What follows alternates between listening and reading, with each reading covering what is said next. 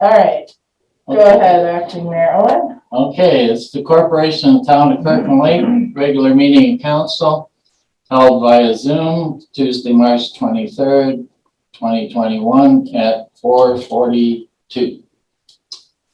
Call to order and we'll have a moment of silence.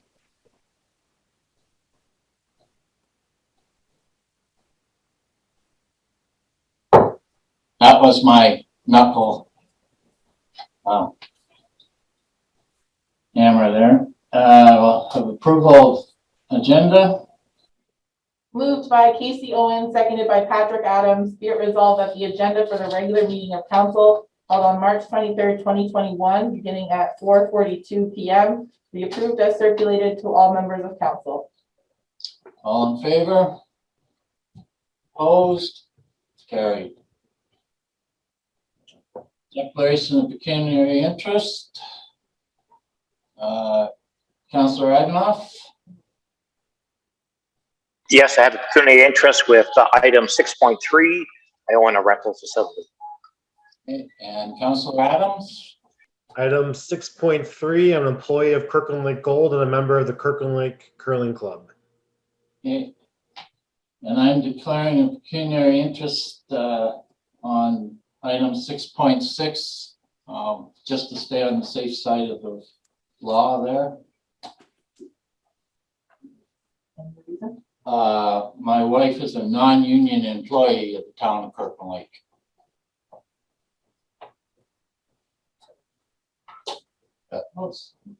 Okay, petitions and delegations. This afternoon we have Nicole Berthier of Cultural Crossroads, and she's got a slideshow to show us and lots of information to give us. So take it away. Thank you. So I'm going to start my timer because I know I have 8 minutes and two minutes for questions. So thank you for allowing me to present Cultural Crossroads. So what does that, I don't know what you've heard of the project, but so Cultural Crossroad is that crossroad between tourism and making our communities more welcoming. So it's a very ambitious project. People that know, I don't think I know many of you around the table, but people that know me know that I like to take on big projects. But I also like to bring along a lot of partners with me. So this project, it's not incorporated. Le Centre Culturel Artam is the sponsor on the project. And we formed a consortium. And you'll see that Kirkland Lake Multicultural Group is right in the middle there. They've been playing a very key role in this project. And sometimes you're not a prophet in your own community. I don't know if you realize what they're doing, but a lot of communities outside are very jealous of what they're doing in Kirkland Lake. So just wanted to share that with you. So the project was really from Tomogamy to Constance Lake. However, we've already applied for phase 2. And we're including North Bay, Mattawa area because it is the door to Northern Ontario. And we've also accepted, people are hearing about it. We've been accepted, some participants a little bit outside the area. Because of COVID, we've had to do everything online. So it's not really a problem to take some people outside. There's not really any cost. And I'm sure you've noticed I've put $0 because I know when I present to council, people are always waiting for the punchline. How much money is she asking me? So there's no money. And why there's no money, we've done a very big job to go get partners. And usually you do have to put some money yourself or get the businesses. But with COVID, it was not really possible to ask businesses and municipalities. We were lucky to get Desjardins to come on board. This is Desjardins Quebec. We were the only project outside of Quebec that was funded on this program that they have to launch the economy. So we received $100,000 from them. So there's 4 big objectives: to develop 101 experiences. We're hoping we'd get 10 out of Kirkland Lake, create more welcoming communities. You'll see we've developed this incubator model. So we want to test how, if it makes sense, so we can share it elsewhere. And we've already made a partnership with a national organization, which is REDE, and the Indigenous Association Tourism Association of Canada to host a virtual conference next year at this time. So why do we need to do this? Well, I'm sure for yourself, when you're looking at the number of population, the decrease throughout the year and the same costs that the municipality have, it's a big problem. 65 years and over, the average in Canada is 13%, and Kirkland Lake are at 22%, along with other communities up north. So that's a big issue. There's going to be missing a lot of workforce in the next few years, and I don't think that municipalities are really realizing that problem. I'm sure, Councillor Adam, you mentioned that you're at Kirkland Lake Gold. I'm sure some of the mines realize that difficulty of getting employees. We have a low immigration attraction rate, and often because we've got that negative feedback loop, immigrants come, they don't see too many other immigrants, so they leave. So it's even more difficult. There's also, I think, when we started this project last February, we were talking about racism, and we were afraid of using the word, but now it's clear there's racism in our community and we need to address it. So this addresses this. I'm gonna skip this, but anyways, it's based on theory that if you spend time with people, and experiences are between 1 and 5 hours. So you get to spend that time and you get to see people differently and help reduce that racism in the community. But one key part is the last part. It needs also to have the political support in the community. So we're working this very grassroots, but this is why I'm doing all the council chambers, councils across Northern Ontario to get that support. So in Kirkland Lake, what's happening, I've talked about the multicultural group. So we've had 4 people take the training program. So tonight and they're recruiting participants. So they're starting the Kirkland Lake Multicultural Group. They have a group of 5 participants starting to take the training. So hopefully that will get 5 experiences, and they've developed some experiences themselves. So hopefully we'll get 7 by the end of June and maybe more. So these are some of the focus group that we're targeting. So we're working closely with Airbnb because they've developed 45,000 experiences. But when I started this project, there was only 6 for all of Northern Ontario. So there's a big need. And we have a contact in San Francisco. Airbnb are looking at us closely because they have a similar project in Thailand and one in Africa that they started. So they're kind of surprised to see that we're doing this without really them putting money at the table and not being behind it, but they are supporting us, and we're meeting once a month to share. So what's an experience? It can be really anybody that's passionate about something that can share their expertise. So it can be art, dancing, history.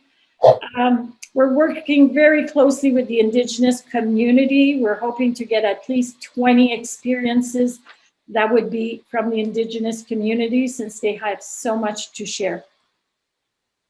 Northern Ontario, people that are here, they have the toys and they can go out in nature, but somebody coming from the outside, it's not that easy figuring out how you do that.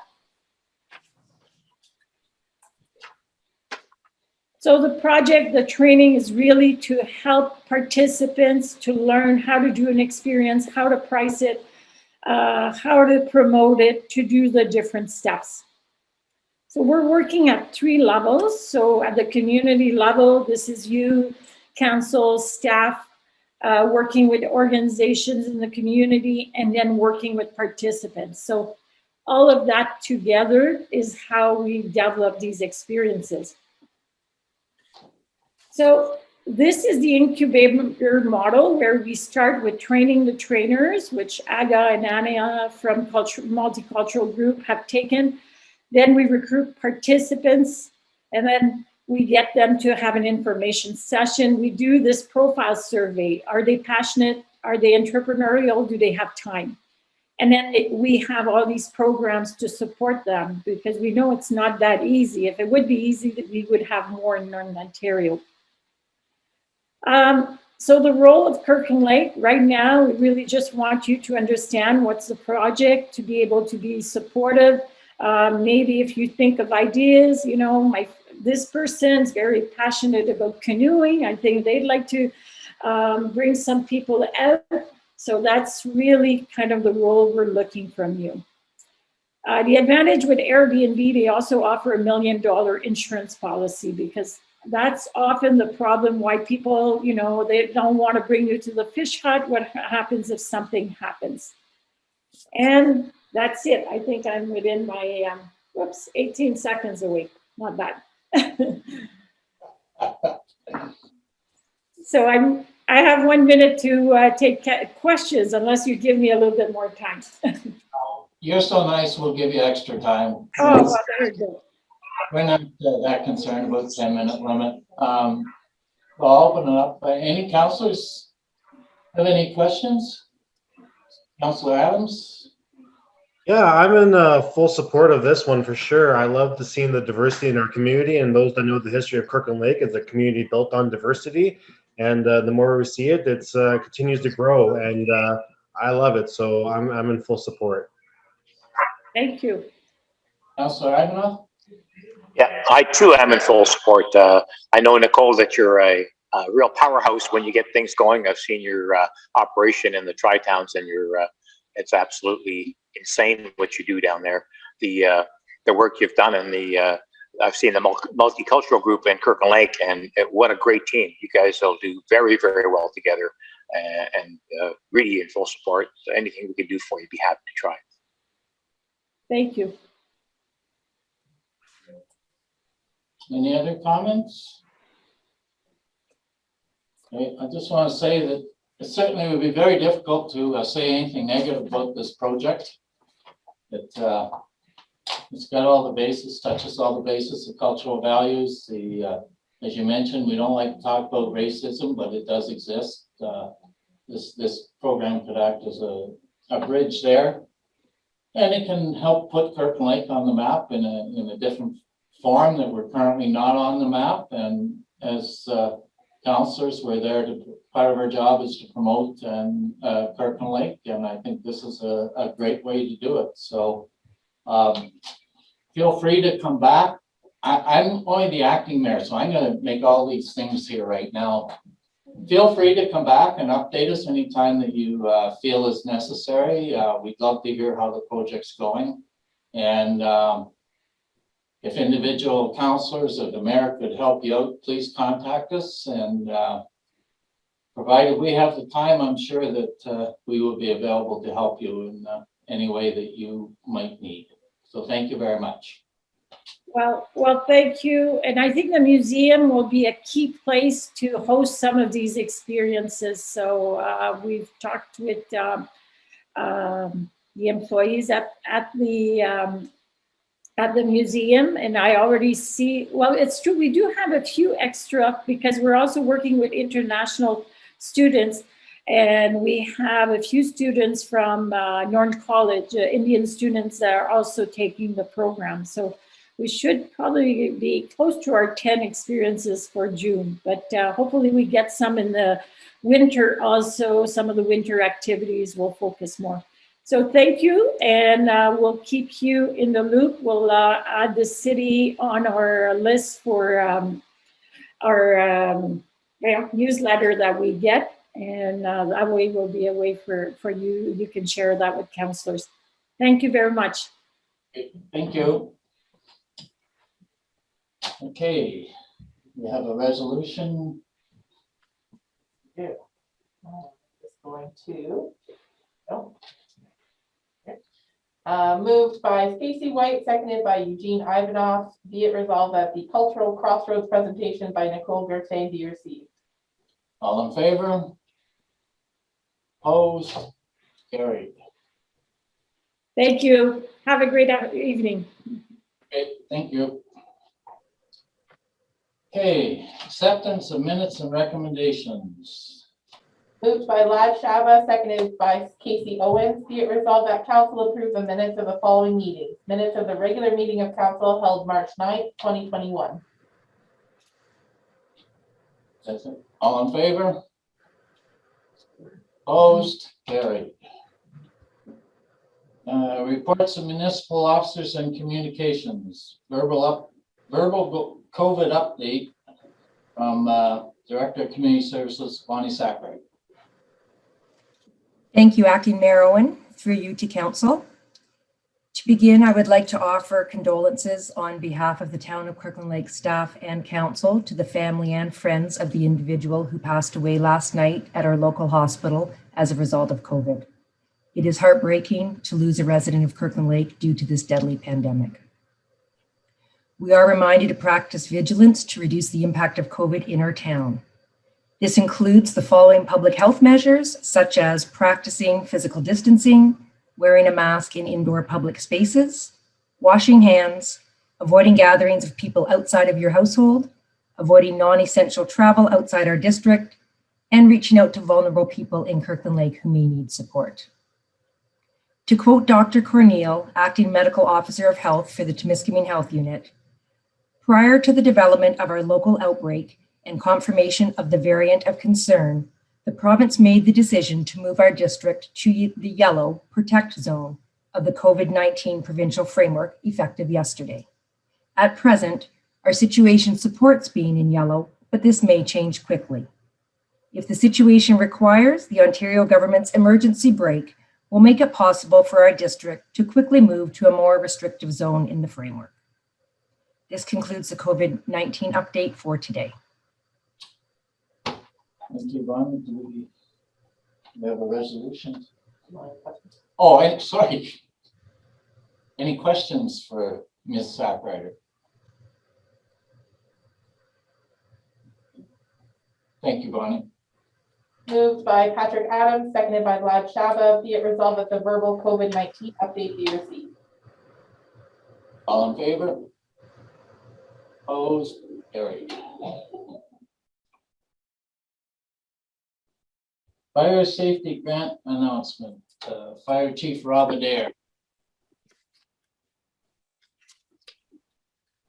Thank you, Acting Mayor Owen, through you to Council. This memo deals with a one-time grant to municipal fire services from the Government of Ontario. The town of Kirkland Lake is eligible to receive up to $6,500. And when I submitted the grant, I focused on training because due to the closure of the campus in Gravenhurst, our training costs are going to increase. And the Office of the Fire Marshal is seeking approval from Council for grant applications. Any questions from councilors?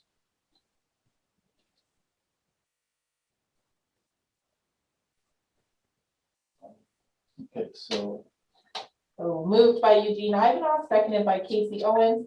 Be it resolved that memorandum number 2021-fire.001M entitled Fire Safety Grant Announcement be received, and that council approve the submitted application by the fire chief.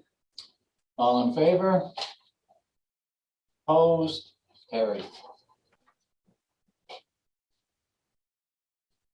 Item 6.3, notice of intent to sell Heritage North.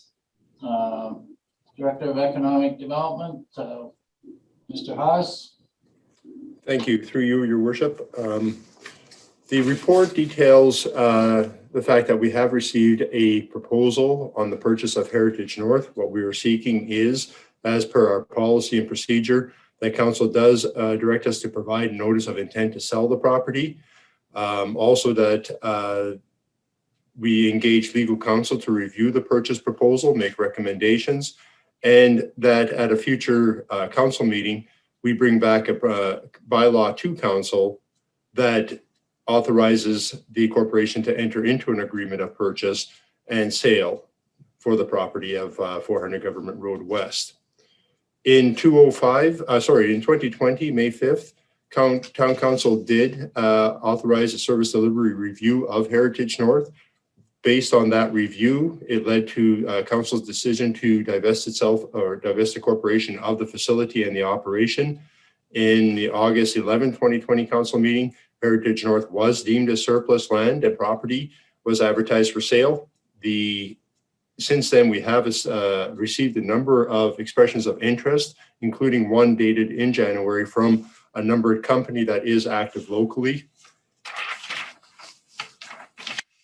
The company, again, I'm not even going to try to read the numbers as I keep screwing those up, but they are involved in the hospitality industry in the north. Their commitment is to continue to operate the operation in that format and for that purpose. It does supplement their future plans in the hospitality and accommodation sector in Kirkland Lake. At this point, this is simply to allow us to proceed.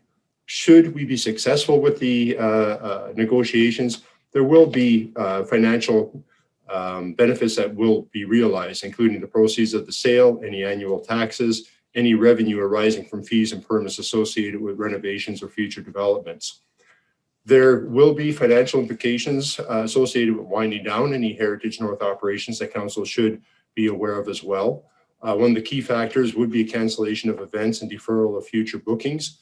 I'm happy to say that at this point, the proponents have indicated they would be willing to assume the town's rental commitments to minimize any disruptions to the client base.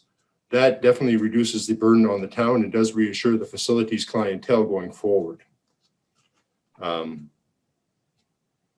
That's basically it. With the direction from council, we would then proceed to consult with the legal counsel, and we would be coming back in the future, as I said, with a bylaw proposal for the actual sale. Any questions for Mr. Hawes? Yeah, where did, They have keener interest. oh, yes, that's, yeah. So any questions for Wilf? Yeah, I have a question.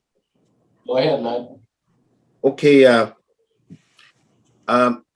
the item number 2, which is to engage a legal a lawyer at this particular time to make recommendations. Are we covering that cost at this point, or transfer to the purchaser?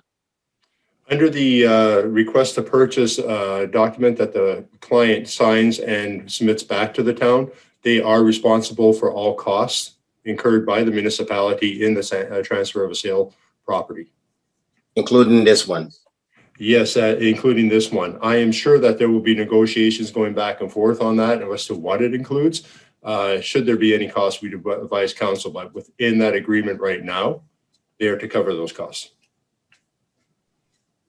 Regardless if this goes through or not.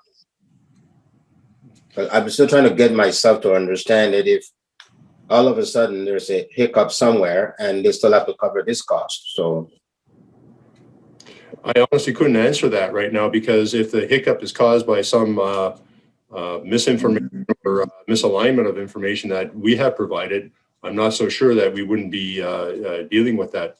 That is a question I have to deal with the proponent and with the lawyer. yeah, thank you. Any more questions? Okay. Thanks, Wilf. That's quite nicely for us. With the motion, please, Megan. Motion moved by Lad Shaba, seconded by Stacy White. Be it resolved that report number 2021-dev-009 entitled Notice of Intent to Sell Heritage North, 400 Government Road West be received, and that staff be directed to 1, provide notice of intent to sell the property known as 400 Government Road West, Heritage North to 1226507 Ontario Inc. 2, engage legal counsel to review the purchase proposal and make recommendations. And 3, prepare and present a bylaw to council at an upcoming meeting authorizing the corporation of the town of Kirkland Lake to enter into an agreement of purchase and sale to sell the property known as 400 Government Road West to 1226507 Ontario Inc. All in favor? Opposed? Carried. How do we contact the outer room people?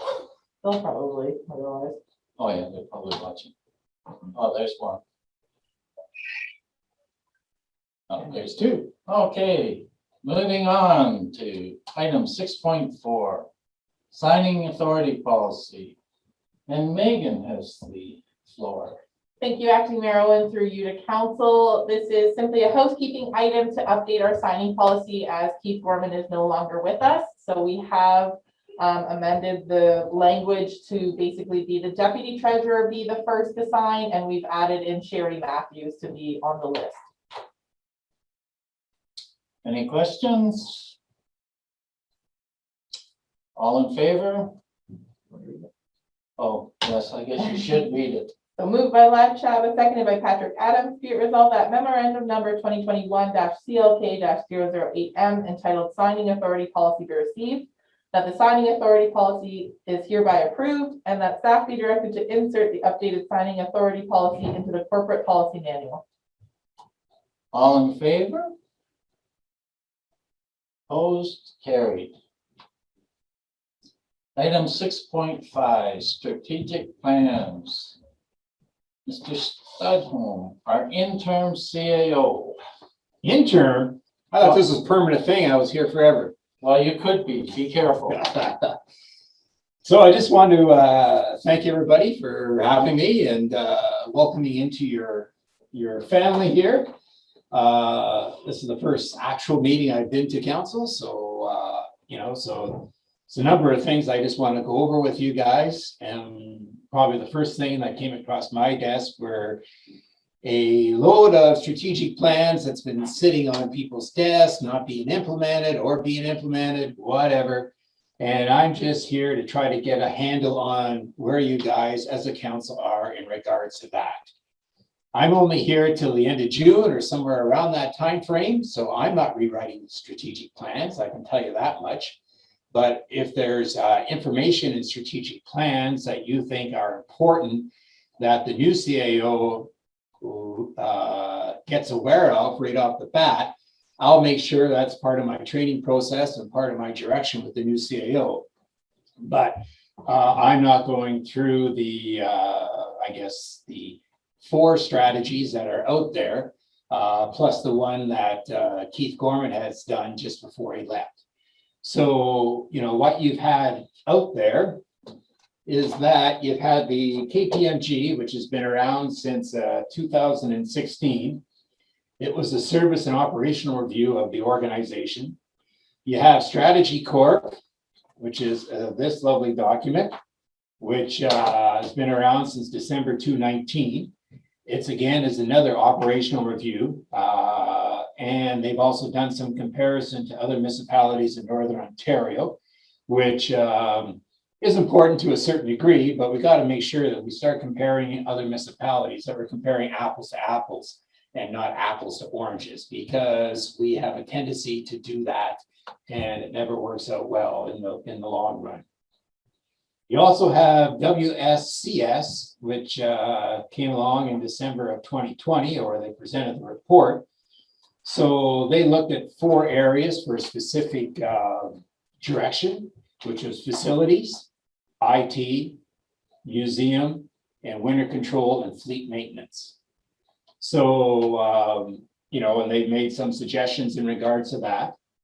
And we had this lovely document, which is, I'm assuming, prepared in-house.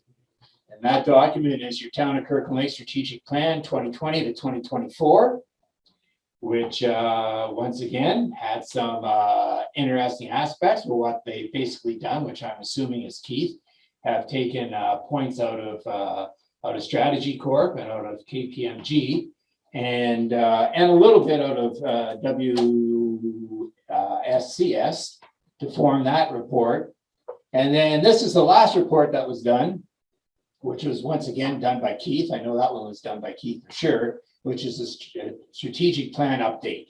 And that part was part of my, part of your report to council today. And so, and I think in my mind, that's your most important date or your most important strategy in moving forward. Because it doesn't try to, and for me, that's the most important one, because it's highlighting what can we do in the next, year to keep things moving and keep the process with the municipality moving. The other reports are good, big picture reports, but at the end of the day, they really don't give us direction in regards to where we move and how are we moving, and that, and how much are we going to bite off. And that's always the problem when we try to do these beautiful reports where we bring in an expert or a strategy company to look at it, is they tend to look at the great big huge picture, and then they give us, you can do this, you can do that, you can do, so on and so forth. But at the end of the day, we only have a certain amount of staff, and I'll get into staff later with you, but we only have a certain amount of staff, and we only have a certain amount of dollars to feed with. And all of these reports, unfortunately, are all generally big ticket items. And so, they're not something that we're all going to be just sitting around here and all agreeing that, yes, let's get these 80 sections done that this one report recommends or whatever, because we just don't have the time, you don't have the money. And, and I think that's, obviously over the next couple of months, that's something that I'm going to be talking to you about, which will be all part of the budget process, is looking at where are we at, and, we got to start putting money aside for reserves, for purchasing of equipment, for making sure that we have staff on at our various departments around the municipality.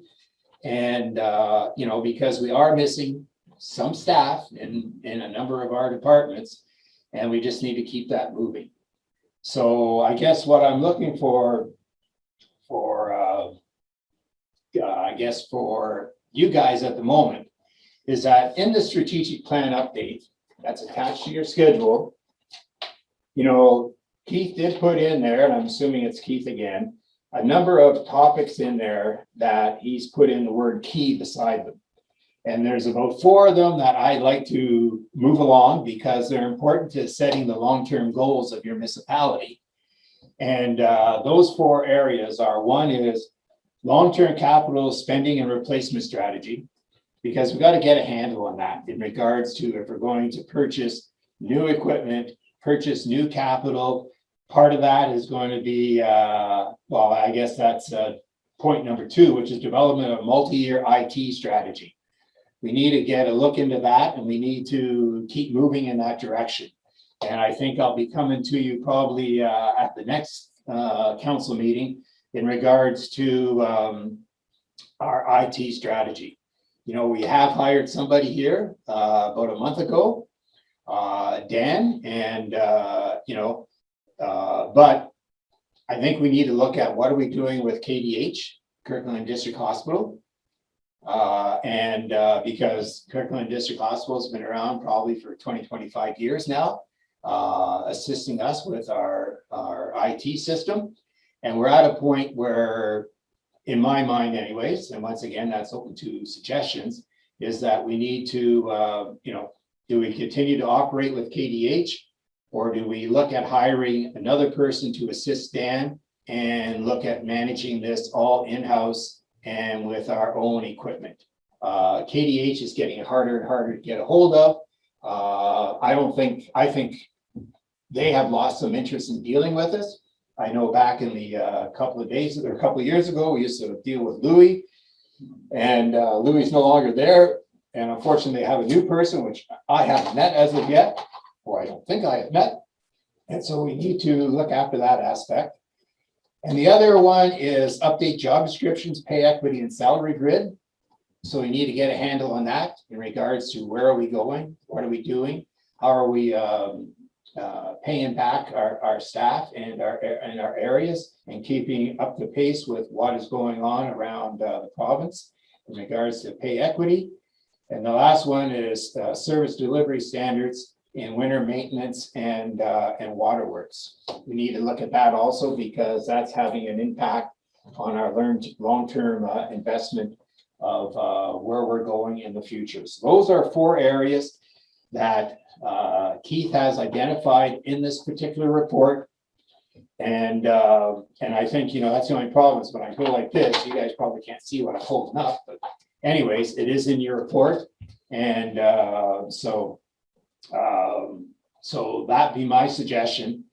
So I'm looking for direction coming from you guys in regards to where am I going with the strategic plans? Is my thinking here out of whack, or am I thinking in the area that most of you guys are working on? And once again, I'll remind you, I'm here till June, end of June. Councillor Adams, I'm impressed with your patience, so you get to go first. Yeah, thank you very much. I certainly agree that there's a lot of reports out there, but what I remember about those reports, it was never a member of council bringing forward the idea that we needed those reports. Those reports were brought forward by staff as we need these, and these are things that we need to help move us forward. And they're like Hail Marys. So I believe that the true direction on this one would be going back to our competent staff and asking where is the priorities that they can handle during this time. They're the hands-on experts, not us in our own houses, far away from computers. They're the ones that know what is the critical tasks that can be completed, as they're the ones that ask for these reports. So I'm happy to put this back to them and to see what priorities can be achieved within your term here, while still trying to go with those critical items that Keith has identified in his plan. Councillor Ivanov? Yeah, no, I listened to you, Don, and I those priorities that you've outlined, I think are the ones that are important to this town, this community, and to the staff. I think that's the direction that you probably should be looking at. There's nothing other than that I see as a major priority. I think those items that you outlined are the ones that we should be looking at as a council. Thank you. Councillor White? Yeah, I just definitely I agree with those 4 items, 110%. I do want to seek clarification on one item that came up time and time again in this document. It's the formalization and integration of facilities management department. Now, I don't recall personally us having a vote on a new department. What is the plan around this point of action? Oh, is that phrased at me? Is that phrased at me? Are you pointing that question? I'm hoping somebody in the room or somebody on Zoom will be able to answer it. Yeah, well, I can't tell you that the answer to that question. I've been here for a total of 2 weeks. I haven't answered all the questions that you guys could possibly throw at me. But anyway, that certainly is an area that we're going to be looking at. Now, I have a department head meeting tomorrow morning at 9:30, and I'll be, bringing some of this back to them, getting some of their input and some of their direction in regards to this. And so anyways, you want to, Stacy, tell me again what point you were looking at there again? Okay, so it's only about, the first time it's mentioned is 3 pages in. Formalization and integration of facilities management department. And you're looking for which department is that? Exactly. Is this a proposal to create a new department, or are we going to be utilizing existing staff to get this task done? Well, I think what we'll probably be doing, I'm not looking at hiring, well, I shouldn't say that, because I am looking at hiring one new person, which I'll come back to you guys with in 2 weeks' time or whatever, or maybe a month's time, which is an assistant to the IT person, if you guys decide to go that way, and I'm not looking for that decision today. But certainly, I'm not looking at hiring anybody new. There are a number of positions that are sitting empty right now that do not have anybody in them. And one of those is procurement coordinator, which we'd be looking at hiring somebody once again. And I'll get into that more when I start talking about staff to fill that position. But a formulation of management, I don't know what they're talking about. I'll have to go and see if I can track that down in the report and go from there and provide you with an answer in 2 weeks' time. Ms. Perfect, Zachary, thank you.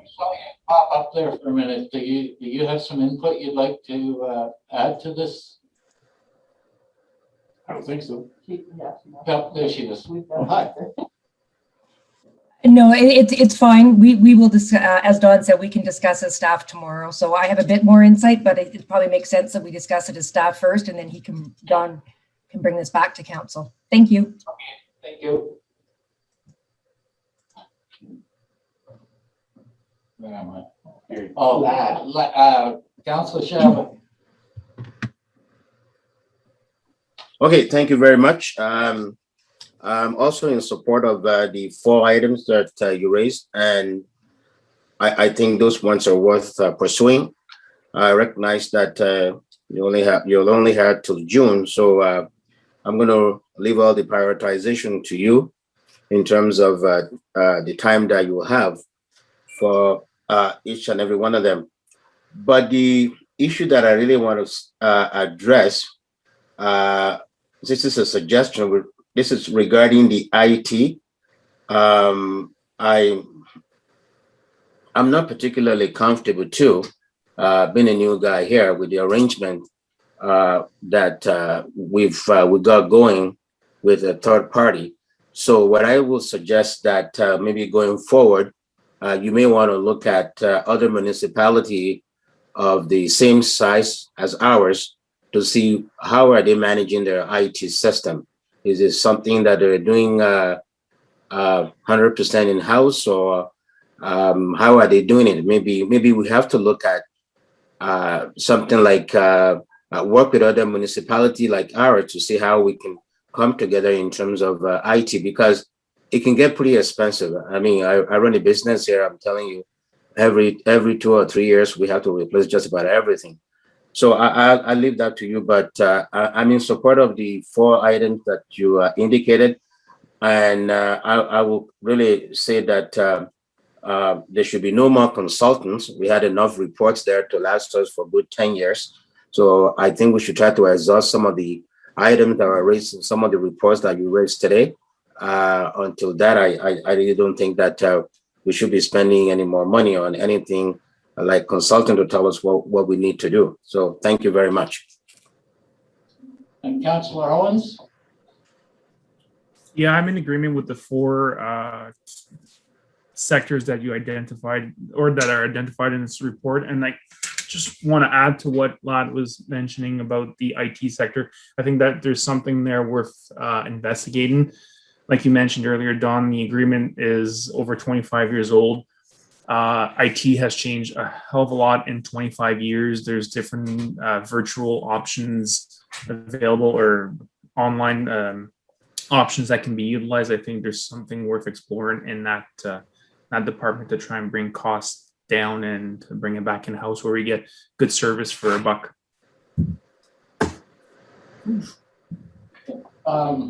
Since I'm such an IT expert, I think that's one area that we know we're lacking. And it could come back to bite us, because we lost some documents because of our IT failures. And we can't do that as a municipality. There's certain documents that we have to keep and make available. And true, in this case, I believe it was just emails, but there's still documents that we're supposed to keep. And so when I come into town hall and I hear from staff that there are IT problems, it's like giving me an old Kodak camera and asking me to go do the job. It'll do the job. I'll come back with pictures, but it's going to take me longer and the quality's not going to be as good. And in the service review, or in some of these studies, it was pointed out that we wanted to give the best possible service that we could to our ratepayers. So I think normally I'd say, IT is not a high issue, but it is here. The other thing that I think as a council, we've already discussed and started to make changes on, although we do not have a formal plan as of yet, is putting money into reserves because we know we have major capital expenses coming up. And we also know as a council, when we got elected, we walked into empty shelves. But at the same time, we had all these capital expenditures that should have been made and hadn't been made, no reserves to make them right away, and trying to keep taxes at a reasonable rate. So to have a long-term or a longer-term plan, so that we know, like if you buy a fire truck, we know it's going to last 15 years or 20 years, whatever it is. The time to start is when you buy it. I don't think we can get to that point because we're gonna have to borrow to buy it, but we can at least move forward on some of these projects. Because the consequences of not moving forward is gonna be disaster for the ratepayers. So I think that's an important thing as well. Do we have any further comments? I just like to have a question to Stacy. And you said it was on, you've seen it a couple of times, your comment there, Stacy. Which document were you looking at? So that's the strategic plan update, 2020 update and updated deliverables, senior leadership team 2621. I don't know if you can see. So anyways, okay, I'll look on there and we'll go from there. So yeah, it's listed quite a few times. yeah, no, I see here. It says under capital asset management, formalization, integration of facilities management department. Is that what you're talking about? Yeah, so on page 2, it's under key deliverables 2021. On page 3, capital asset management plan. In the back pages, the 2021 critical items, second page from the end, it's also listed there as well. Yeah, facilities management department, integration and formalization, correct? Mm-hmm. Yes. Okay. Councilor Ivanov?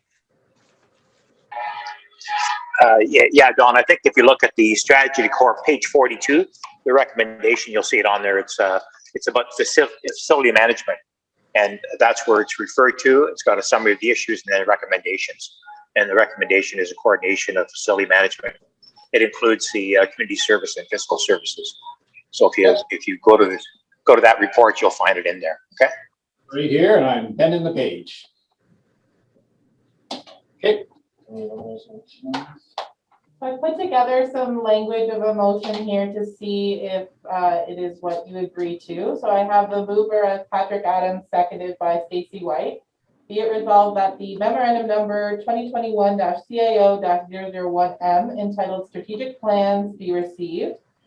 That staff be directed to move forward with a focus on the following 4 key items identified in the strategic plan update: long-term capital spending and replacement strategy, development of multi-year IT strategy, update job descriptions, pay equity and salary grid, service delivery standards and winter maintenance and waterworks, and that further strategic plan deliverables be referred to a future meeting of council after staff deliberations. All in favor? Opposed? Carried. Okay, and I'm declaring my pecuniary interest now. So Stacy will chair. Okay, just let me know when we're all clear. I'm assuming that's the sign. Item 6.6, hiring non-union staff, Don Stedholm, interim CAO. Okay, so this isn't necessarily, it's a little bit about hiring non-union staff, but it's about our hiring policy with union, non-union staff, and so on and so forth, and how are we going to move forward. When I first got in here, which is a whole less than 2 weeks ago, is that, we do have a number of positions that are not filled. We have a number of positions that are filled, as far as I'm concerned, with people that are, one, they're no longer happy with where they are, and have put in a request to be moved. And I haven't seen anything that would make me turn away. And then since that, I've looked at bump, bump, bump, bump, bump, because we have a couple of people, and I'm just talking about the finance department right now, I should clarify that, is that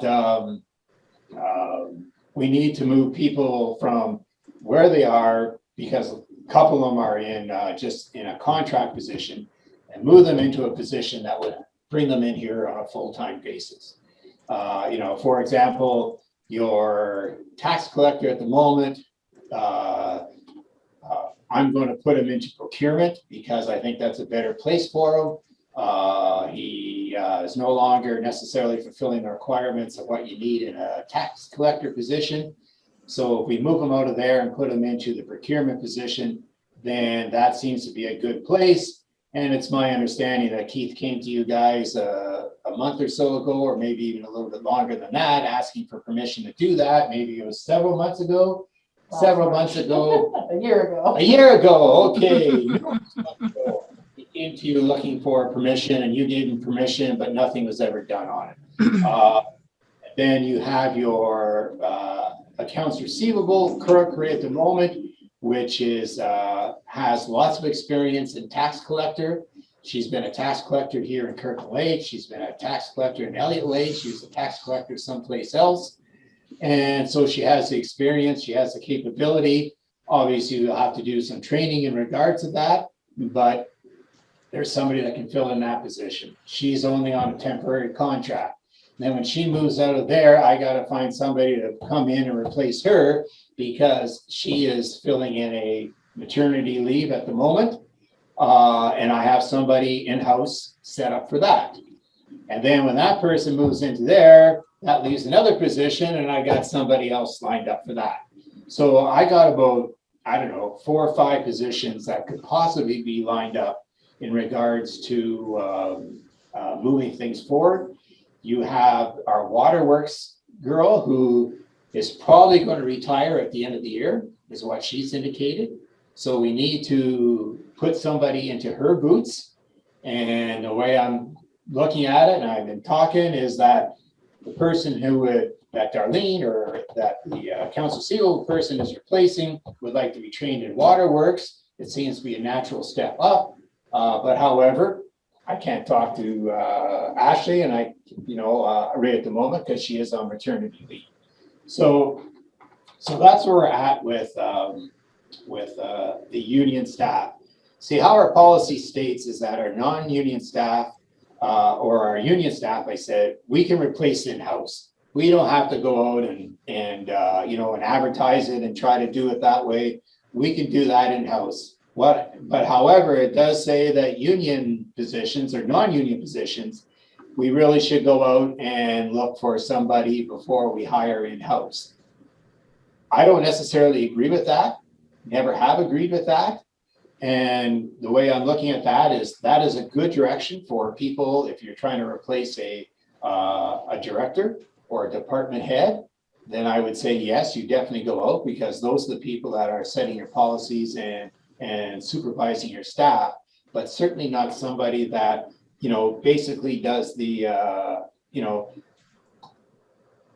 basic grunt of the organization, AR, AP, waterworks, so on and so forth. So those, in my mind, can be hired in-house without having to go outside. So I would like to, in 2 weeks' time, bring back, have HR bring back to council here rewriting of the hiring policy. It won't take much to rewrite, and so I think that would help. It also helped us over at the Works Department. That's another area where we're missing several staff. So once again, if we're not getting stuff done, well, you can't get stuff done if you don't have the staff here on site. And that's a big area where we're missing help in that area. Public Works, or not Public Works, Parks and Rec, TPR, they seem to be fairly well staffed. So I'm not really necessarily concerned with them. And the smaller ones, such as museum, so on and so forth, Hockey Heritage North, but obviously maybe not Hockey Heritage North going into the future, you know, they seem to have the staff on hand, and it's not necessarily where I want to go. But as far as moving things forward and trying to get us moving fairly quickly, I'd like to make that one adjustment to our hiring policy in regards to non-union staff, so that we can move things faster and quicker and help to keep the process moving. And so I throw that out to council for your comments and suggestions. Okay, Casey Owens, please. Yeah, I'm in favor of this. It makes sense that if you have capable staff within your ranks that can do the job, that they should have access to be able to apply for these jobs or move into these positions before we look outside the organization. I think it's part of the Kirkland Lake team building aspect of that strategy plan we just discussed, that if our staff are happier in the jobs they're doing, they'll be willing to stick with us longer and get that rewarding aspect of the career. So I'm in favor of this. Thank you, sir. Councillor Lad Shaba, please. Oh, yeah, I'm in favor of this. I wasn't going to say anything, but the did I put my hand up? I don't think. I think you did. Oh, sorry. Okay.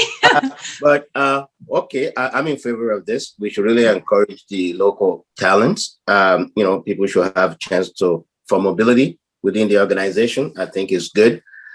But what I don't understand is, are we talking about managerial positions or non-managerial positions, or both when we talk about this this group? I'm not too sure. How are they? Are they both of them, or just managerial positions? Want me to answer that, Stacey? Yes, please. So the ones we're talking about are non-managerial positions. So Okay. the managerial positions, I think we still need to go out, because you're talking about the people who are running those departments, supervising their staff and making the direction and bringing things down from the CAO down to their level. So we need to be hiring the best person that's out there, and going on from there. Okay. Thank you, Councillor Eugene Ivanov. Yeah, I also am in favor of changing policy so we can promote staff from within. What does surprise me is, I know that our tax collector, I thought he was in the procurement, I'm going to say a year ago. It's, you know, it sounds like something just got amiss. I think we were told this about a year ago, that he was moving from one position to the other, and that actually shocks me that you were still dealing with something that's that old. Not that we have to be involved in moving of staff, but I remember way back talking to I believe it was Keith Gorman, and this was one of the things that was going to happen. Anyway, glad to hear that you're going to make some changes. Thank you. Anything further from council? Well, if some of these changes, if they do go through, are there any budgetary impacts at all? This is just a matter of just moving people around? It's a matter of moving people around. We're not creating any new positions. We're not creating anything that is out there that you know, we haven't staffed in the past. So all this is doing is trying to get us up to staff in regards to the number of people we need in here to do the work that we need to do. And that's part of the process of why we're lagging a little bit in a number of areas.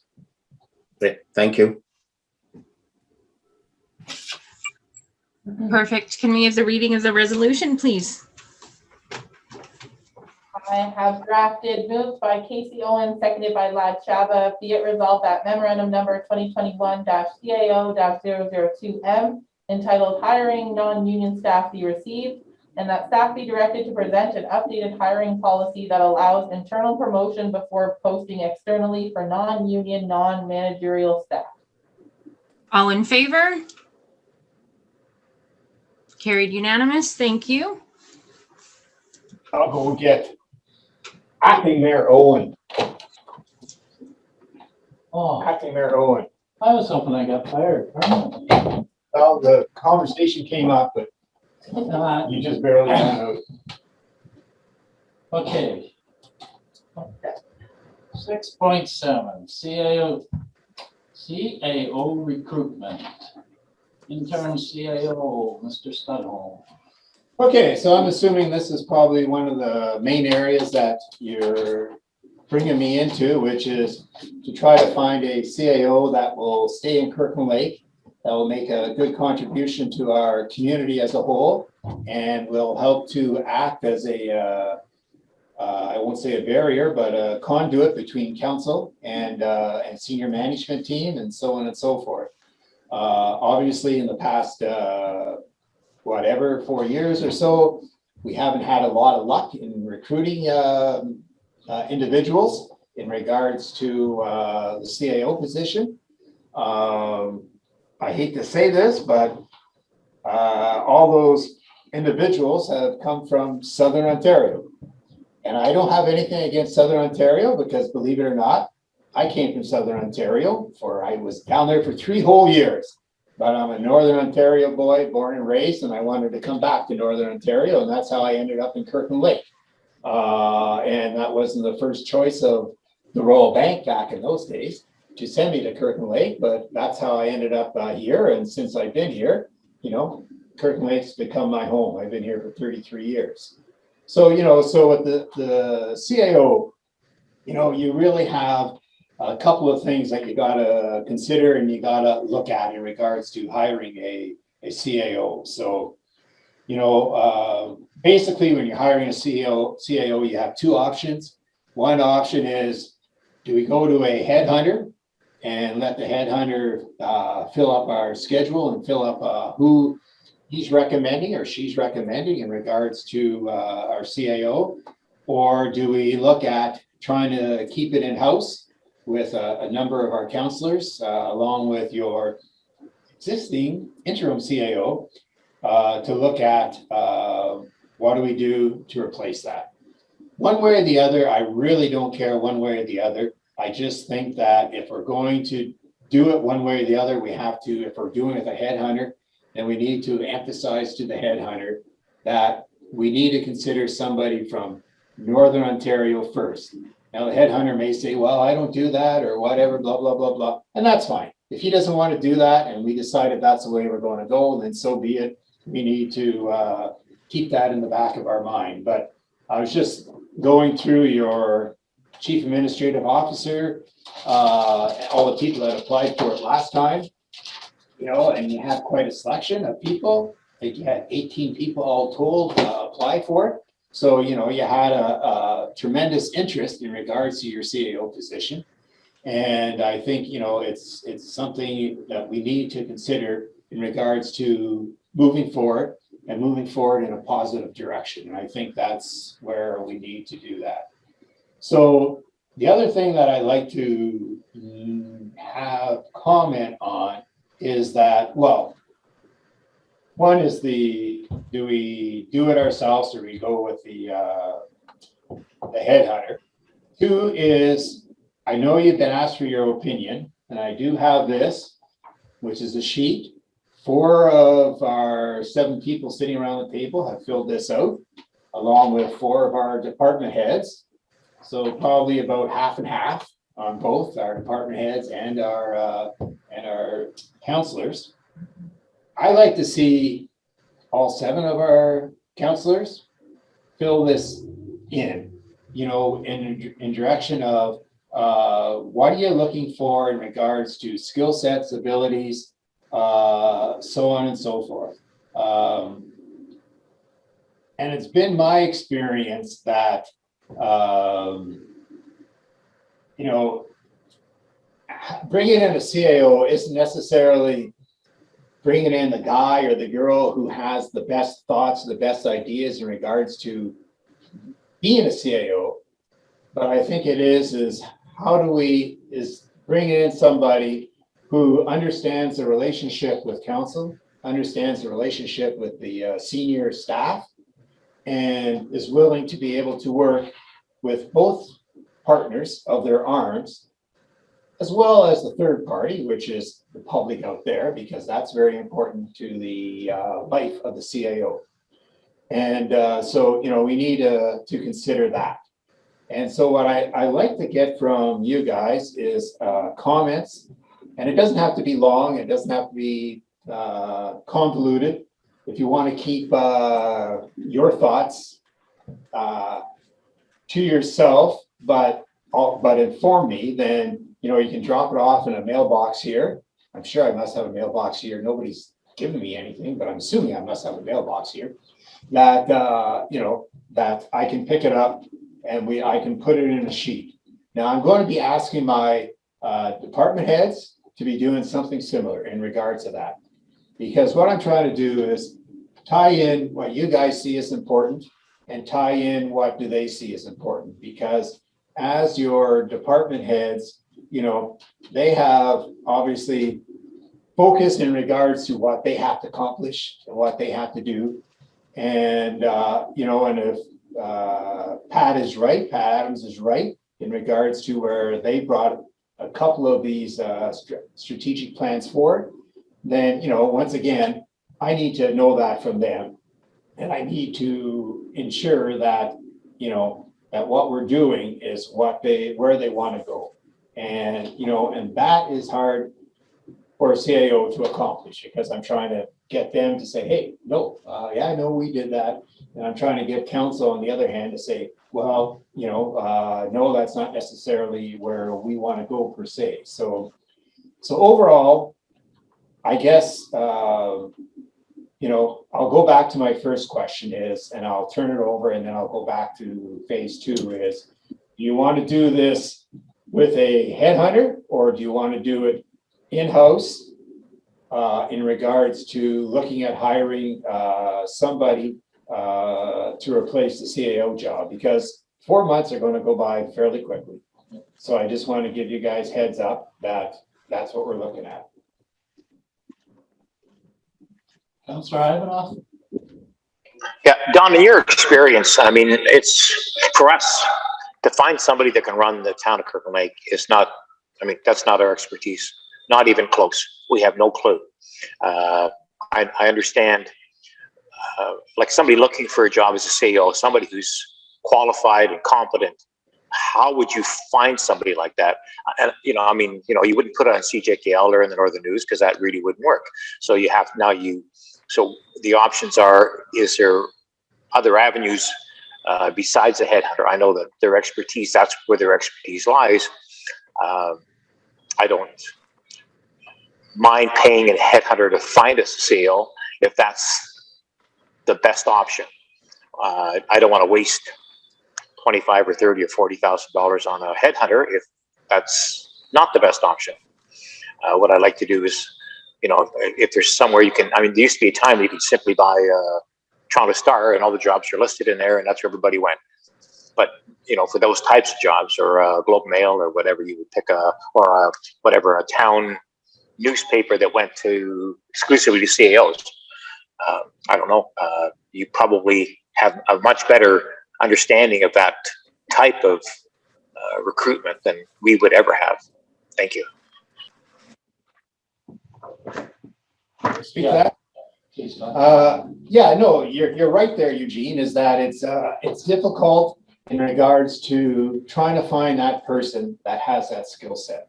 And that's why I tried to make the point before is that you may not be looking for somebody that has all the skill sets, but if you're looking at somebody who can get along with both sides of the coin, the council and with senior management, and generally will have a good reaction in talking to the public out there too, because that's the third aspect where the CEO needs to come to the table and have a smile on his face and be willing to talk to people, is that, you know, that's where it's difficult. Your headhunter, you know, your headhunter will be your headhunter who has, you know, been out there attracting people for a variety of jobs out there. which I'm not saying, they can't do it for Kirkland Lake. And for us to do it ourselves, there's weaknesses to that aspect too, such as, we don't know exactly who's out there and what's out there. I know what, some areas have done is, they've kept it in-house, but they've also put in an ad, in the AMCTO paper where we put it out there and say, we're looking for a CAO, for Kirkland Lake, and we give an explanation of Kirkland Lake and so on and so forth. But once again, council has to, I guess, decide, do we want somebody from Northern Ontario, or do we rather have, doesn't really matter where they're coming from, as long as they have some interest in Northern Ontario. But it certainly has been my experience as I've been here. We had Lionel Sherritt, and then when Lionel passed away, yes, we went down south and got Gary, I can't remember Gary's last name. And then we went with Morley, and then we went with Nancy. And then the last couple, left within a year or before the year was up. Once again, coming from Southern Ontario. And that's always an issue for us, is that, you're in Guelph, you're in Deep River, whatever, you're 2 hours drive to wherever you got to go to the biggest population areas of Southern Ontario, whereas 2 hour drives gets us to Martin River. And most of us really don't want to go to Martin River for the weekend. And so anyways, that's, those are the challenges that we're facing. And I think, and that's what I'm kind of looking for. And I'm not looking for the answer today, but certainly in 2 weeks' time, I'll bring this up again. That gives you guys 2 weeks to have a little conversation amongst yourself about which way you want to go and where you want to go. And, and so that's the issue. And so there's pros and cons to both sides of which way you want to go. And the other pros and cons is Northern Ontario opposed to Southern Ontario.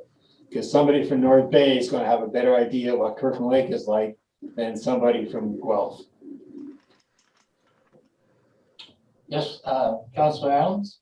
Yeah, I certainly agree with the type of CAO attributes that need to exist. If in any leadership book that exists, a true leader is somebody who drives the people below them to be the best they can be without ramming ideas down their throat that it needs to be that way. So in terms of my opinion of where we need to be for a CAO, that's certainly that kind of aspect. Works on both sides and knows how to drive the leaders of those departments and makes them the best that they can be. The question is to you, almost to you, Don. Do you think you have the time to do this, or do you believe that you can make more of a difference within our community in 4 months doing what you're doing as a CAO without being bogged down by a CAO recruitment process?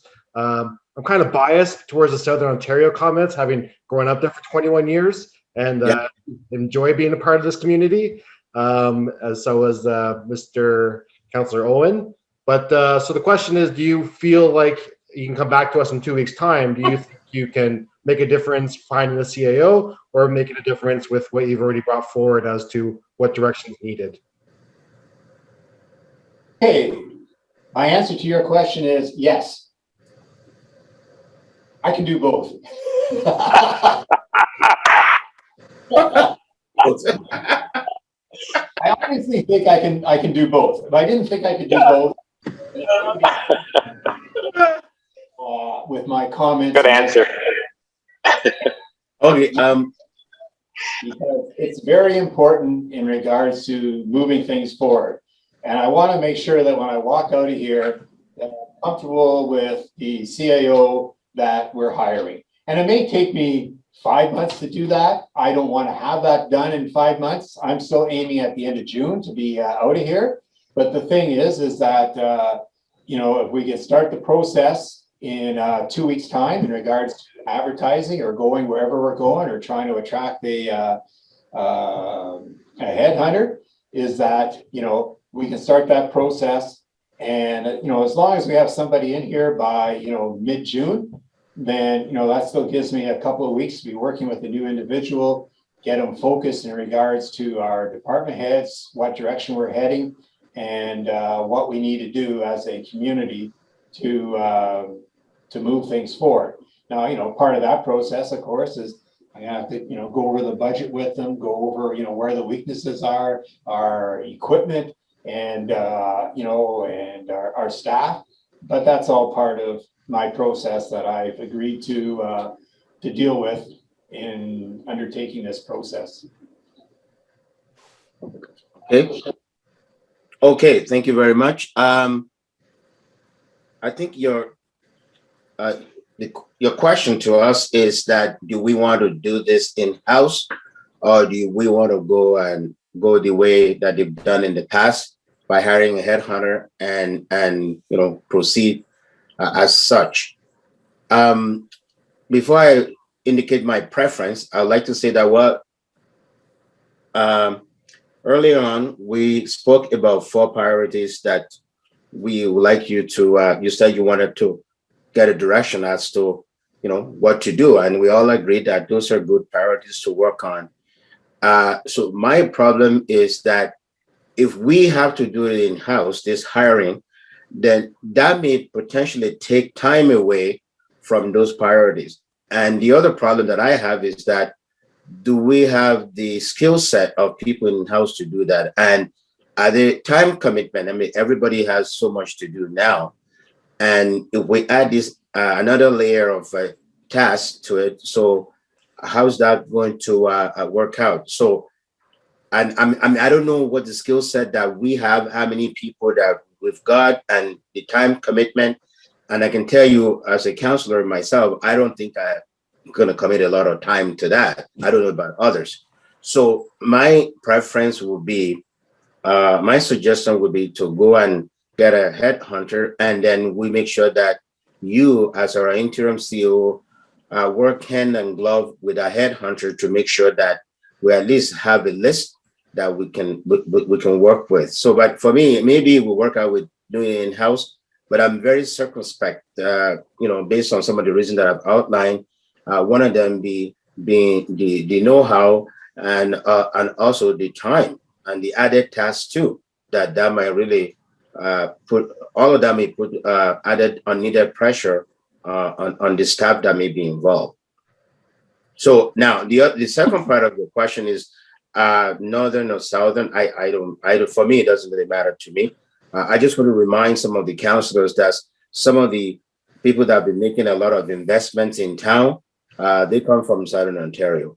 So people just have to find where with a good fit for them. So I would like to see a CEO that will say, well, I love to live in small town, Northern Ontario, small town, anywhere. I like fishing, I like hiking, I like all of that.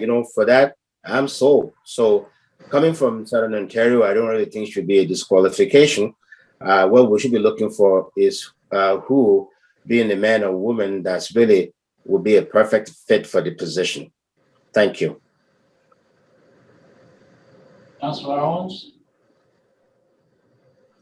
Yeah, I think Councillor Shaba has brought up some good points in the process here. I think, Dawn, you need to be part of this process, whether we go with a headhunter or if it's done in-house. Yeah, you need to be part of that process and make sure it's done properly, and that whoever is selected or the candidates that are brought forward are the best match for Kirkland Lake. As for the Southern versus Northern, I mean, there's good potential out there no matter where you come from. I think we just lucked out, or I don't want to use the word lucked out, but drew the short end of the stick on the geographical location of the previous CAOs. I just want to see a CAO that's willing to establish roots in Kirkland Lake, not just a short-term apartment. It's someone that's willing to invest in our community, to establish our roots here, to be part of the community right from the get-go. So if you show faith in your community, that means you're willing to go the extra mile for the town and to step up when the need is there. Can I just answer? Sure. I just want to, you made a good point there in regards to, and when I look at, the hospital, our Kirkland Lake District Hospital, they've hired people from the outside, the past couple. How long have they stayed? And they're generally from Southern Ontario, not too long. And most of them said they're going to come in here and and become part of our community, buy a house here, and so on and so forth, which none of them did. And I think, you know, what you mentioned there, Casey, is a good point. If somebody wants, and I don't care whether you're from Southern Ontario or Northern Ontario in these instances, if you're willing to come into our community, buy a house, make an investment into Kirkland Lake and move things forward, then, you know, we can work with that. But however, as we've seen in the past, is these guys come in, and I say guys because unfortunately none have been girls there, Stacy. So the thing is is that, you know, they come in and they, you know, they don't really make a true commitment to the town. They always tell everybody in the hiring committee that they are going to do that and so on and so forth. And I knew the last couple of people from the hospital, and you notice the hospital now, where did they recruit somebody? Somebody from Northern Ontario. And, you know, and you're going to see him stay here for a little bit longer than what the other two councils were, because, you know, he's from Temiskaming. He's not going to be going anywhere. So anyways, that's what we're talking about, and moving those things forward. Yeah, I agree. But is it something we're allowed to put, like, can we stipulate that in some type of job recruitment process that must buy a house in Kirkland Lake? Is that something that can come back? Like, is that limiting yourself in your employment, or exposing the community or the corporation to liability? You can put that in your list of what you want to see the individual do. But if the individual never makes that commitment, then you're sitting here and saying, well, you said you within 3 months you buy a house. Yeah, I still haven't bought a house. I'm still looking. Oh, and then another 3 months go by. Well, I'm still looking. And then by that time, bang, they're gone and they're someplace else.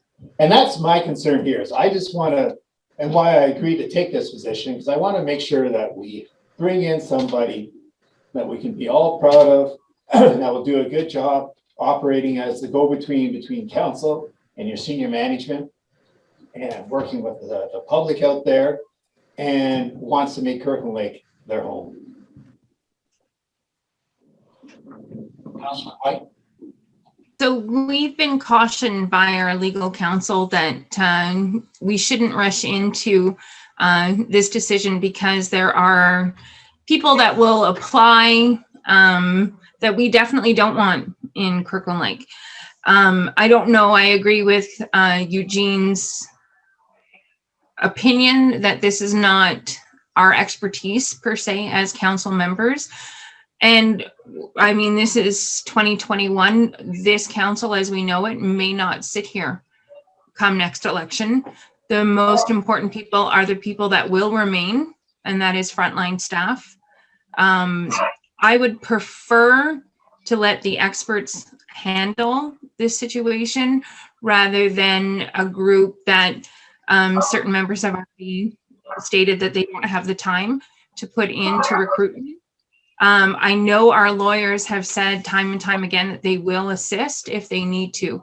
So I definitely would put it into your capable hands to make the decision of how we should proceed, whether you wanted to use a headhunter or not, rather than bringing in-house.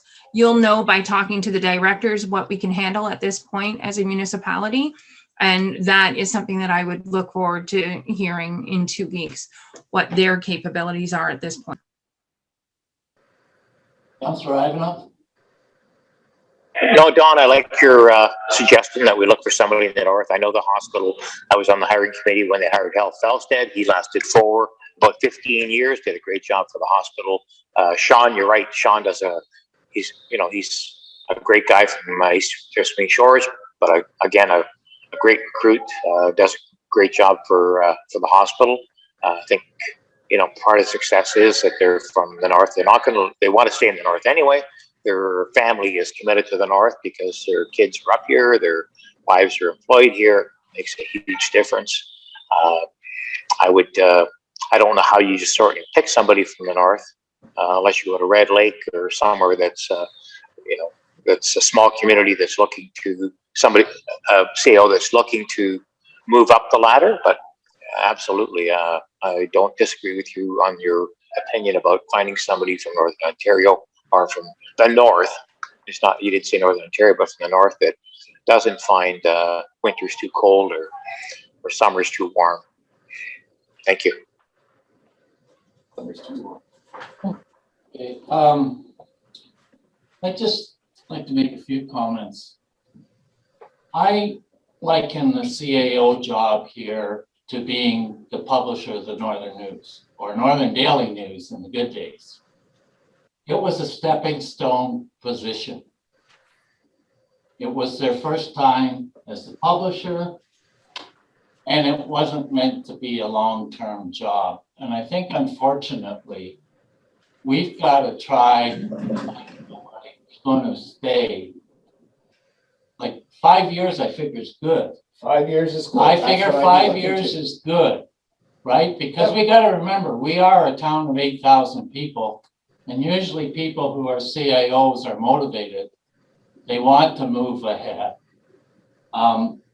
Also, I don't get offended by this northern hiring thing. I grew up and was educated and worked in Southern Ontario.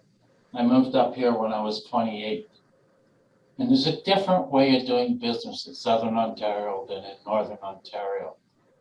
And I think this is something that we really didn't take into consideration in the hiring of our last CAO. And I'm not being critical of our last CAO, but there's a different, I can't put it in words, but there's a difference in doing business in Southern Ontario than Northern Ontario. I'd like to think we're a little more laid back, but we still get the job done. But there's a different approach up here, and I think that's something that's important. And I think that's something that that Don understands quite well. I'm not a big fan of headhunters because we used one last time, although we used a different title. And naively, we signed a contract that was very generous, not just in monetary, but also in benefits. And we took his advice because he said that's what you have to do to get a qualified person. I mean, I don't know what I could have done differently because I just hired this expert to tell me what I had to do. And now I got to take it back to council and sell it. And we did, and we bought it. But I'd like to think we've learned from that. So I'm not big on a headhunter process. But what I'm suggesting is, and Stacy sort of touched on it, is somewhat of a hybrid situation. Our lawyer has offered their service, at a price, of course, to vet whoever we may decide to, well, I mean, we could do it at the interview stage, we could do it at the hiring stage. But to me, that's another outside opinion. And they have resources that we don't have to check into the background of some of these people. I have full confidence that Don can do both the day-to-day work and help us find a CAO that has the right temperament, the right approach, the right experience to fit in Kirkland Lake. And that's something I don't think we really looked at in the last hiring process. We didn't look at sort of style, like, is this person's style going to work with our staff? I think we kind of just went on qualifications and plans, and we figured it would all come together. And unfortunately, it didn't work out well for either party. So that's just my 2 cents worth. And I know you'll all be happy when I'm not acting mayor anymore. Any other comments?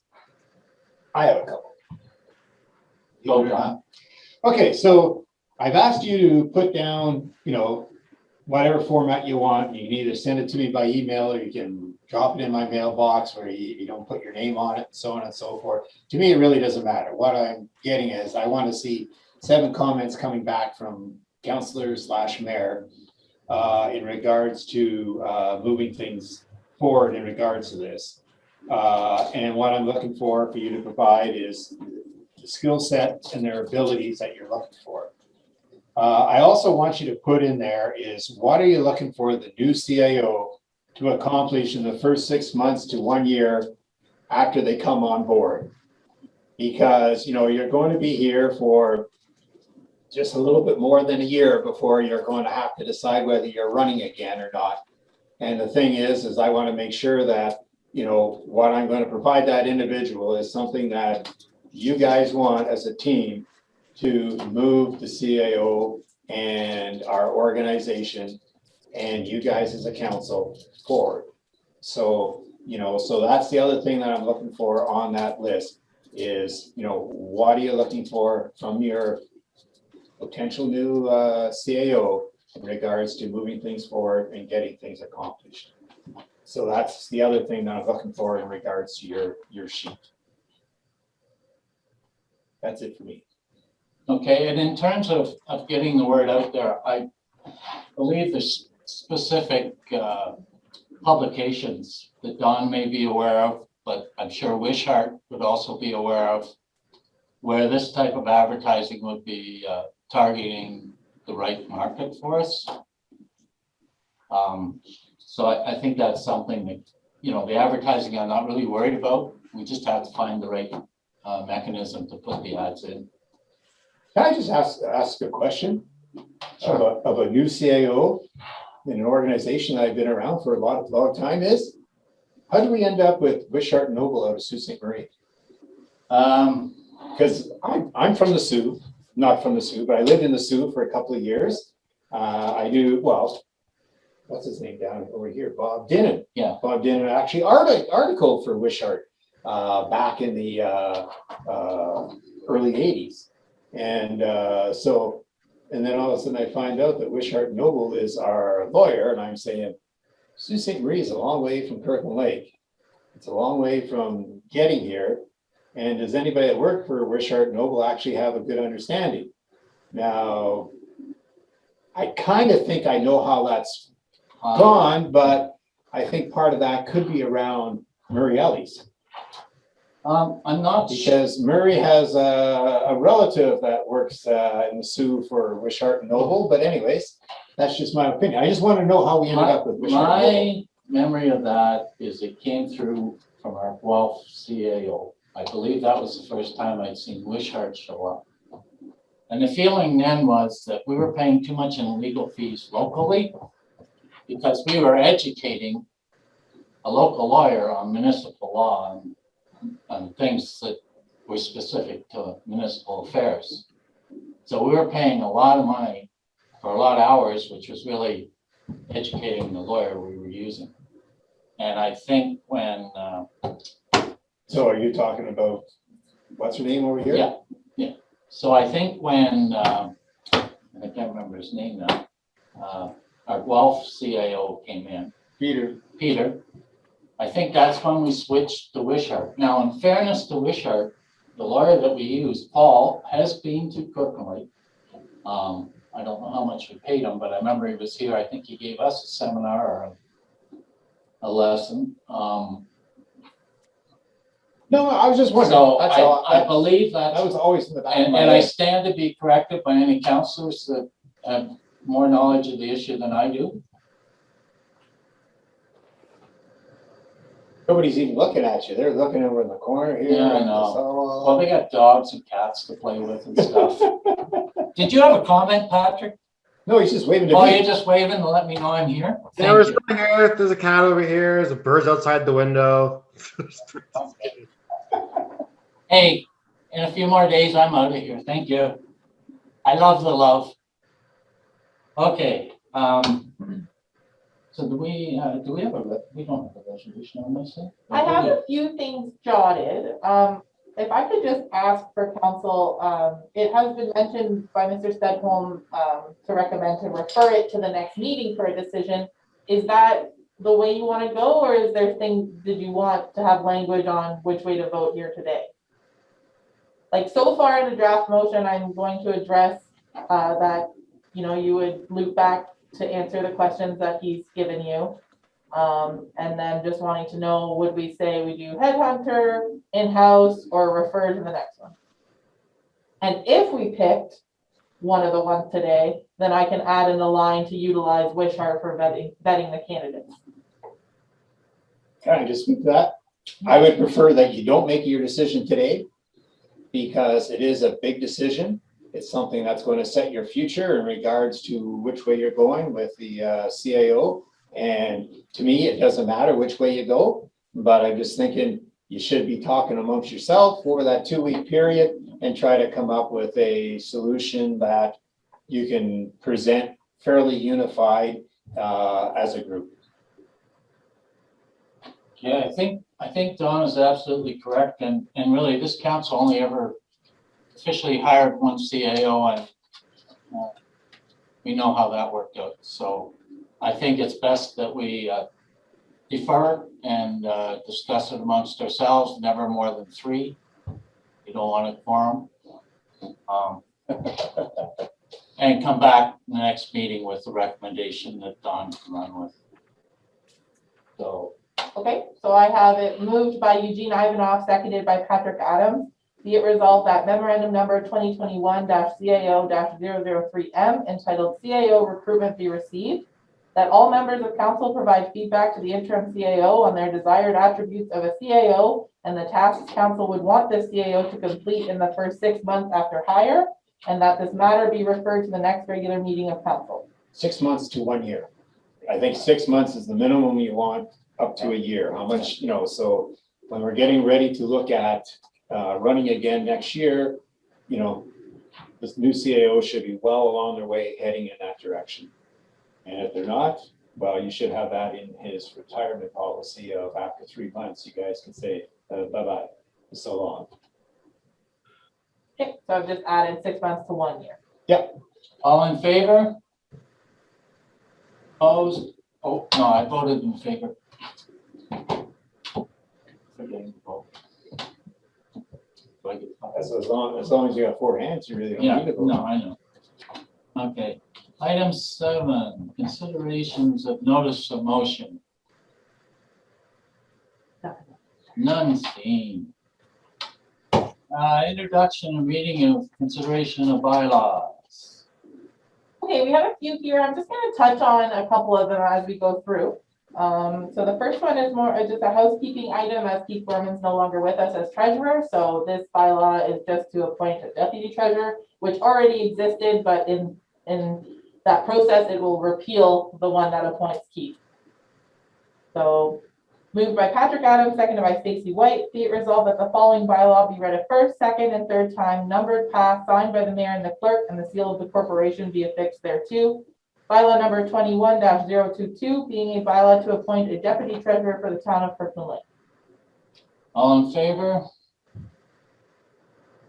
Second one is another housekeeping item of, we found that the civil marriage solemnization bylaw actually specified the clerk's name. So it had still said Joanne. So I'm just updating this to say my name now. So moved by Eugene Ivanov, seconded by Lad Shava. Be it resolved that the following bylaw be read a first, second, and third time, numbered, passed, signed by the mayor and the clerk, and the seal of the corporation be affixed thereto. Bylaw number 21-023, being a bylaw to authorize the civil marriage solemnization service in the town of Kirkland Lake. All in favor? Opposed? You're sticking around for a while? Yeah. I've got it to a 5-year contract. Yeah. She just doesn't know. The next 2 bylaws are to do with the council remuneration bylaw. So last meeting, we passed a motion to keep your rates the same as the 2018 rates. So I wanted to further break out some of the language that was in there because there is language that non-union staff follow the same increases that one of the unions do. But for some reason, that language was built into council remuneration. So for somebody coming from the outside, like myself, it took me a while to find where that information was for why do non-union staff follow this. So what I've done is I've taken the old council remuneration and just broken it out into 2, so that now we have just all council in one, and then now we have a new one to establish remuneration adjustments for non-union employees. So for the first one about council remuneration, it is moved by Casey Owens, seconded by Stacy White. Be it resolved that the following bylaw be read a first, second, and third time. Numbers passed, signed by the mayor and the clerk, and the seal of the corporation be affixed thereto. Bylaw number 21-024, being a bylaw to establish the remuneration for members of council for the town of Kirkland Lake. All in favor? Opposed? Carried. Didn't ask them if they had any questions. Well, no, The I'm a move- dictator. Moved by Lad Chava, seconded by Eugene Ivanoff. Be it resolved that the following bylaw be read a first, second, third time. Numbered, passed, signed by the mayor and the clerk, and the seal of the corporation be affixed thereto. Bylaw number 21-025, being a bylaw to establish remuneration adjustments for non-union employees. All in favor? Opposed? And no questions. Carried. So we're down to council. Yep. Questions from council? It was none listed. No notices of motion. Councilors' reports.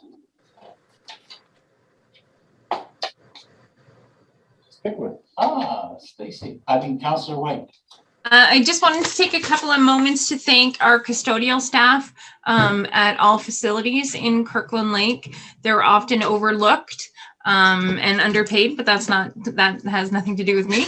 And I just wanted to take a moment. Everybody else gets a pat on the back regularly, and the custodians are literally frontline during COVID pandemic. So thank you very much to all the custodial staff. Any other reports? Eugene? Councilor Ivanoff? Yes, Acting Mayor Rick. I just want to thank the people that are working on the detox center. I know I've been to a couple of meetings last week, and they're working very, very hard to get something happening with the old vinegar. And I think they are it's very promising. Hope that they can get something done. And when they do, I'm sure that myself or the mayor will report that to you. Thank you. Thank you. Any other council reports? Okay, I have one here, and I'll keep it as short as I can. But there's a committee that Kirkland Lake has two chairs on. It's called Provincial Offenses Act Committee. And it had not met since 2017, so none of us really knew anything what it was about. And we had a meeting yesterday. And just to briefly outline what it is, it's an intermunicipality oversight committee. And there's an agreement between all the communities in Temiskaming District 23 on how this committee operates and on how the money from fines is split up between the membership, which is the 23 communities. Temiskaming Shores, okay, this was downloaded by the province in year 2000, and Temiskaming Shores is the administrator. So all the employees of this that the committee oversees are in Halebury. During the COA meeting, the agreement was updated, and that was basically, I think, just to change Halebury, New Liskeard, and The township. Diamond Township into Temiskaming Shores throughout. There was no changes to the agreement.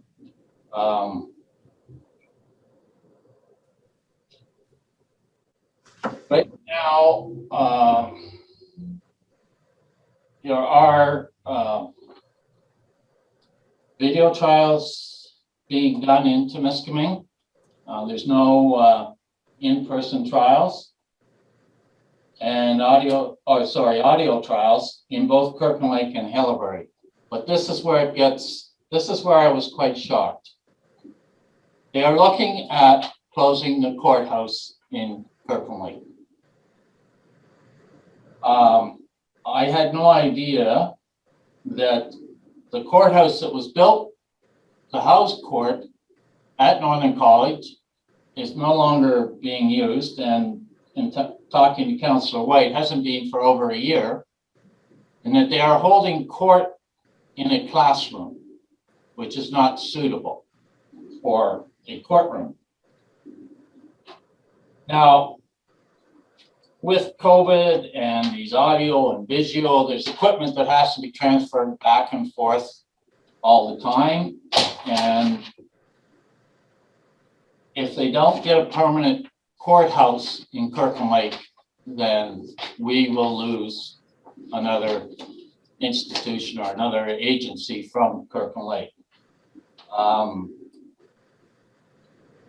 Right now, their focus and money is being spent on updating the courthouse in the Temiskaming Shores City Hall.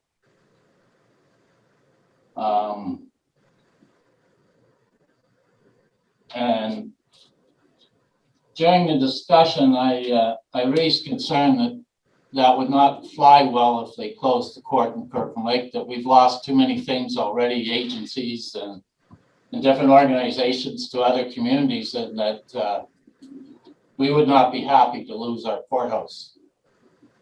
After a little discussion, the suggestion came up that we could use town hall, which I said, no, we have no room in town hall. But later in the discussion was brought, they were talking about using the council chambers. And I thought, yeah, that potentially could work because they're not used during the day. I've since come up with some reasons why I think it's less viable than what I originally thought, but this all has to be looked into. So what I've done is I've turned all this over, although I have to give them a written report yet, to our CAO to follow up on. There is some confusion with what they were telling me and what's happening, because they said it was the Ministry of the Attorney General that kicked them out of the courthouse in Kirkland Lake. And I don't understand that, because if they said you can't use that facility, wouldn't they have said we can't have court? Like, it doesn't quite add up. Why the ministry would say you've got a facility specifically built for court, but we're not going to let you use it. They've also increased their staff down there. They said because of additional work of COVID. But I think this is an issue that we'll wait till our CAO comes back with more information. But I think it's something that needs to be out in the public, that we potentially could lose having courthouse in Kirkland Lake, which I think would be a significant loss. So I'm just making everybody aware of it, and you'll bring back the report when. I know, is that my direction? No, I'm just kidding. No, I mean, Yes, I will. I talked to Don today, and he suggested that, well, I should talk to Drew Enoy at Northern College to find out. And I said, but I'm not sure what my political obligation is. Like, am I going over into operations if I do that? And Don said, just write me up something and I'll look into it. So, yes, Councillor Adams. I think just as a formality, I think we do need direction from council to direct our CAO just to keep things nice and kosher. So I support this in this direction of giving it to our CAO, and I'm pretty sure you can just ask for other support. Ow, that hurt. Yes, Councillor Ivanov, do you have a comment? It was more of a fist, I think, but I do have a comment. I support Councillor Adams in his supporting us going after the courthouse and trying to keep it in Kirkland Lake. Absolutely, thank you.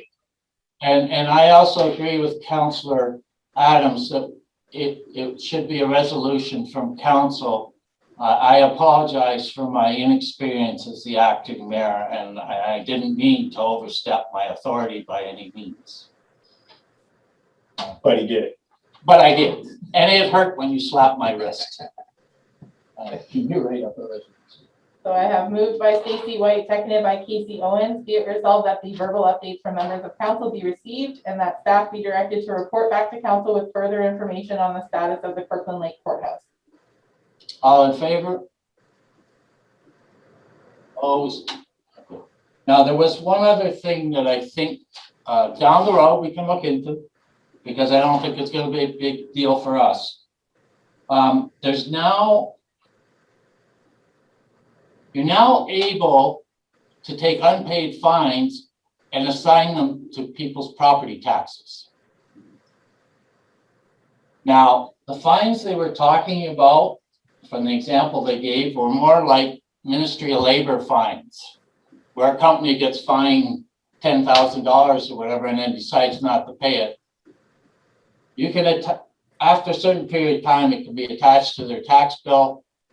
And if they don't pay their taxes, you put it up for a tax sale, it's included, it's on top of it, it's in that price.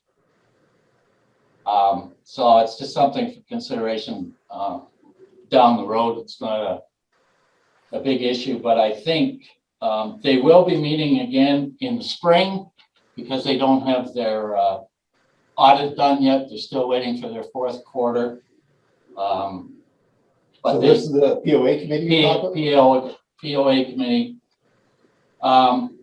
Their projections for 2021 is they're expecting about 1.24 million in revenues, and after expenses, they expect to distribute to the 23 communities, and it's on a formula basis, $496,340. That's a projection. Fines in 2020 were way down. Collection was way down. And the ministry is moving towards video or hybrid court cases. So that's not going to help us at all, I don't think. Okay, that's the end of that report. It was received with the other. Patrick interrupted me. Unless, of course, you want another resolution. Okay.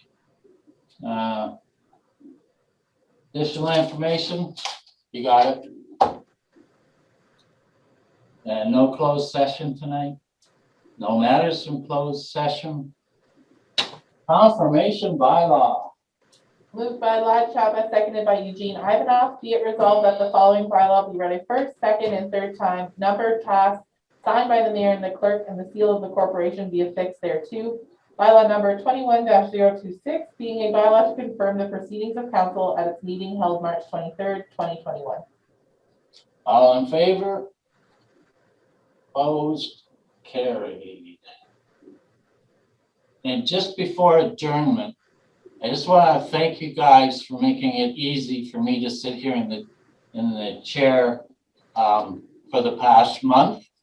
We didn't have any fist fights or shouting matches, but I do appreciate the fact that you guys did make the job easy for me. Thank you.